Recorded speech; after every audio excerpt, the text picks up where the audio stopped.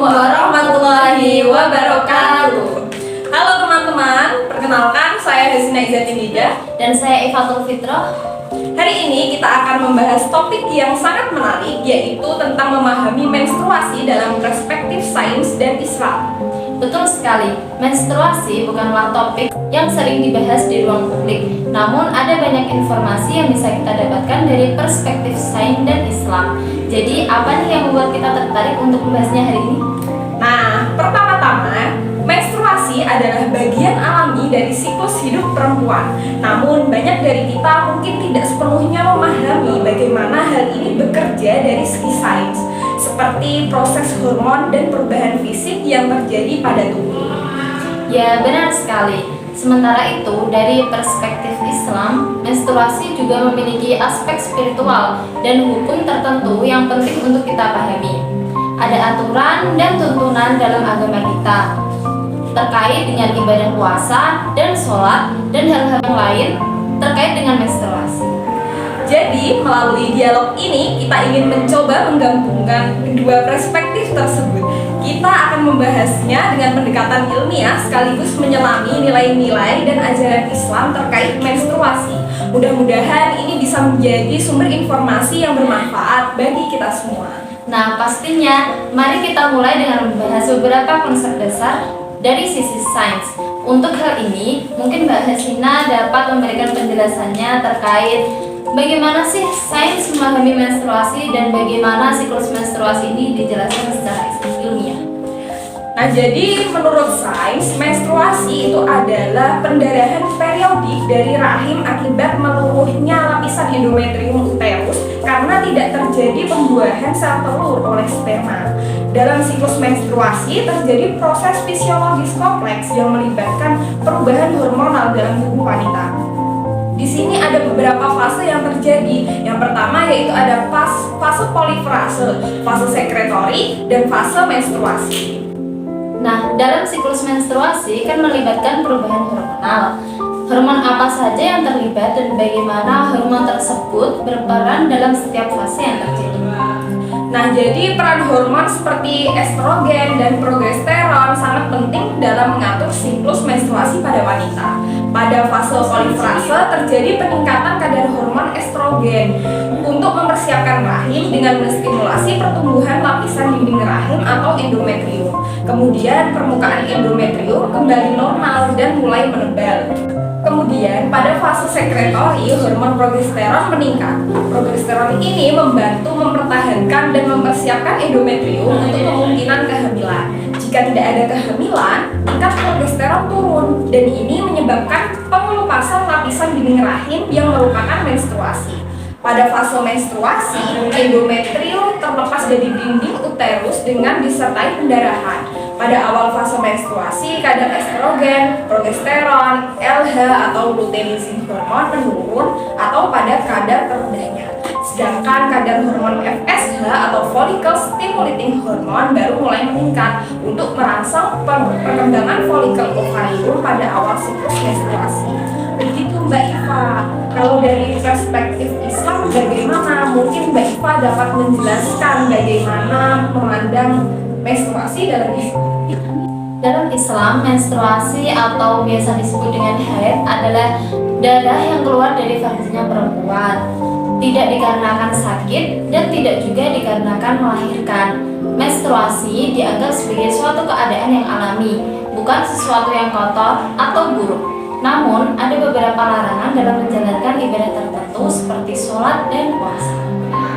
Kemudian, adakah alasan mengapa sholat dan puasa tidak diperbolehkan bagi perempuan yang sedang menstruasi, Mbak?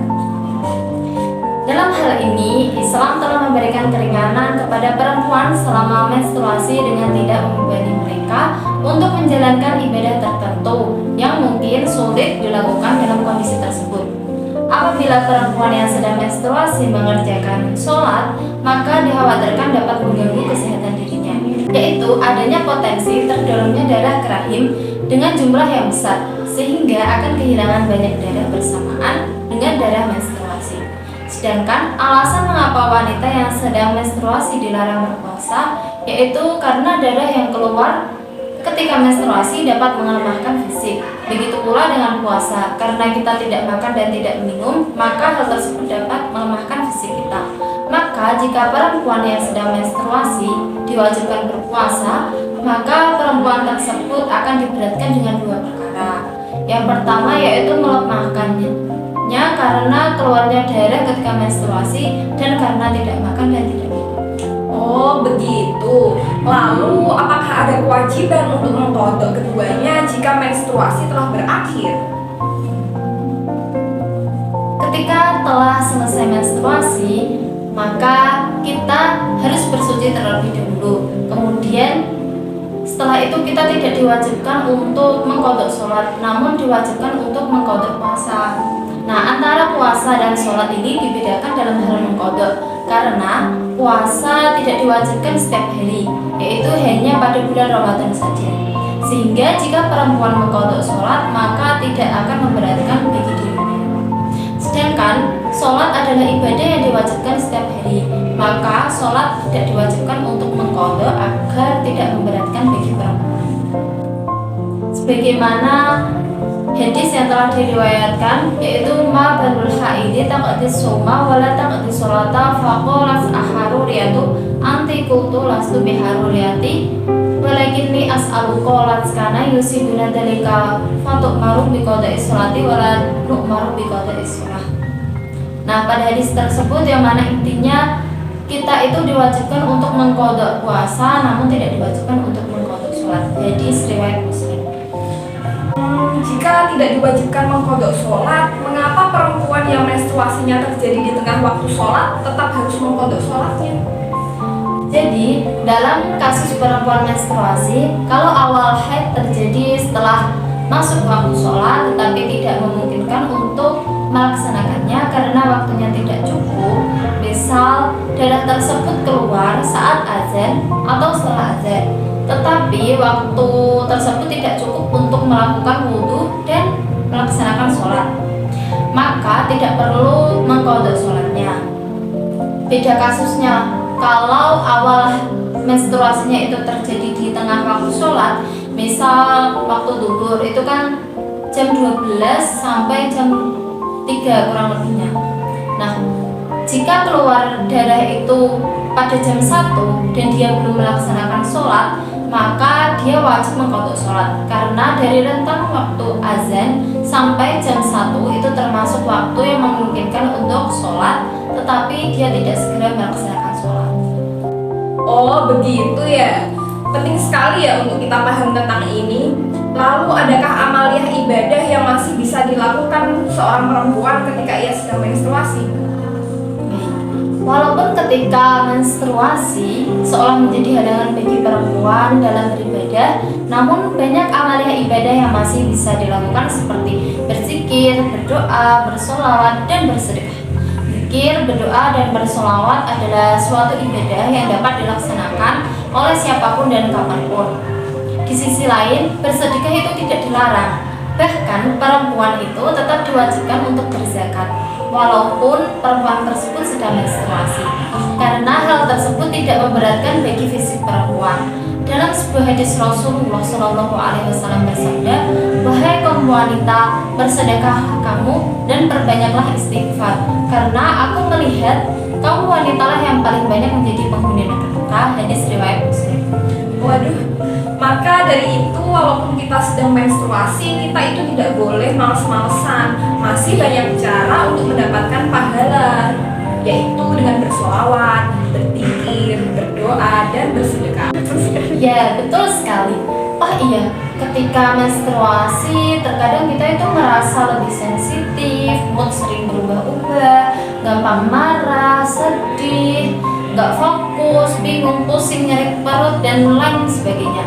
Kira-kira mengapa ya Mbak hal tersebut terjadi ketika menstruasi? Hal tersebut merupakan gejala umum dari premenstrual syndrome atau yang biasa kita sebut dengan PMS. PMS ini merupakan keadaan seorang perempuan merasakan perubahan baik secara fisik, emosi, maupun perilaku yang berkaitan dengan siklus menstruasi. PMS terjadi akibat perubahan hormonal yang terjadi sebelum menstruasi. Ketidakseimbangan kadar hormon estrogen dan progesteron dalam tubuh dapat mempengaruhi kadar serotonin dalam otak. Penurunan serotonin dapat mempengaruhi suasana hati hingga timbul perubahan psikologis, perilaku, dan fisik. Selain itu, kurangnya asupan nutrisi juga dapat mempengaruhi siklus hormonal dalam tubuh yang akan memperberat gejala fisik dan psikologis pada saat PMS. Nah, gejala-gejala tersebut kan mengganggu ya Mbak bagi keseharian kita. Nah, lalu bagaimana cara untuk mengatasi hal ini dalam sains?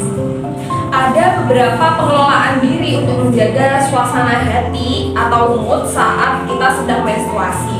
Yang pertama itu bisa dengan olahraga. Pada saat olahraga, tubuh menghasilkan endorfin, yaitu zat kimia dalam otak yang membuat perasaan merasa lebih nyaman. Yang kedua yaitu minum suplemen. Mengonsumsi kalsium dapat membantu mengatasi perasaan sedih dan cemas pada saat PMS, seperti susu, keju, yogurt, dan sayuran. Yang ketiga yaitu menghindari minum kafein, alkohol, dan makanan yang manis. Kemudian yang keempat yaitu dengan yoga atau meditasi supaya pikiran dan tubuh dapat merasa lebih tenang. Sangat menarik nih untuk dicoba. Iya, kalau dalam Islam ada gak Mbak cara pengelolaan diri ketika menstruasi? Nah, kalau dalam Islam, mungkin cara ini sangat sederhana sekali sih Mbak.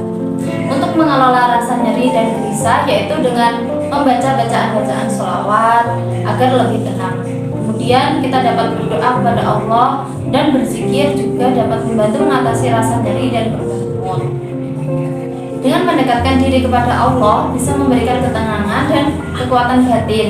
Jika seorang perempuan yang menstruasi mempunyai tanda-tanda kerendahan dan keikhlasan hati, dengan selalu merasa kurang dalam beribadah, selalu sabar akan rasa nyeri yang diderita saat menstruasi, maka hal tersebut kemungkinan dapat menjadi pahala bagi. Oh, ternyata sederhana namun sangat luar biasa sekali. Setelah memahami menstruasi dalam perspektif sains dan Islam, kemudian bagaimana menurut Mbak Iva untuk dapat menyatukan pandangan sains dan Islam tentang menstruasi? Sains memberikan pemahaman biologis yang sangat baik tentang apa yang terjadi dalam tubuh wanita. Sementara Islam memberikan dimensi spiritual dan etika dalam mengelola menstruasi. Keduanya saling melengkapi dalam hal ini. Iya, itu menarik bahwa sains memandang menstruasi itu sebagai proses biologis, sementara Islam memberikan aspek spiritual dan etika dalam mengelolanya.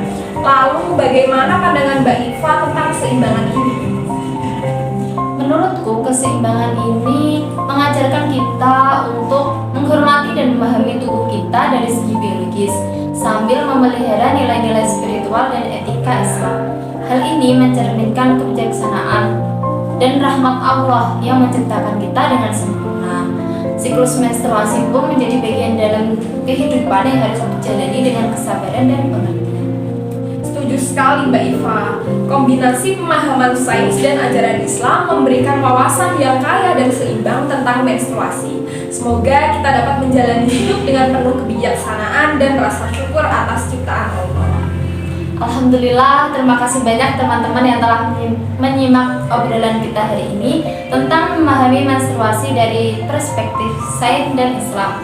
Kami berdua berharap bahwa obrolan ini memberikan wawasan yang bermanfaat dan membuka ruang diskusi yang lebih luas. Jangan ragu untuk berbagi pendapat dan pengalaman kalian tentang topik ini. Kami sangat menghargai setiap masukan dan pertanyaan dari kalian. Sebelum kita akhiri, marilah kita tinggalkan pesan positif untuk semua pendengar kita. Ingatlah, pengetahuan adalah kunci dari pemahaman dan penghormatan. Semoga kita semua dapat terus belajar dan saling menghormati perbedaan. Dan akhir kata dari kami, jangan lupa untuk terus mencintai dan menjaga kesehatan diri kalian. Sampai jumpa di episode berikutnya. Wassalamualaikum Assalamualaikum warahmatullahi wabarakatuh.